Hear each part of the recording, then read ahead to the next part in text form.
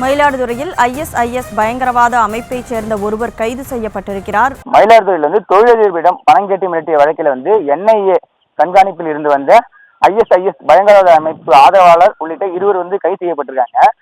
இவர் மயிலாடுதுறை மாவட்டம் தரங்கம்பாடி தாலுகா அரங்கக்குடி காயிதே மில்லத் தெருவில் வசித்து வரும் இதயத்துல்லா இருக்காரு. இவருக்கு 4 மகன்கள் உள்ளனர். 4 பேருக்கும் திருமணமாகி தனித்தனியாக வசித்து வராங்க. இவரது 3வது மகன் ரிஸ்வான் என்பவருக்கு தஞ்சாவூரை சேர்ந்த இப்ராஹிம் மகள் ரமேஷ் பர்வீன் என்பவருடன் கடந்த 2014ஆம் ஆண்டு திருமணம் நடைபெற்று இருவரும் அமெரிக்கா நாட்டில் வசித்து வந்தாங்க.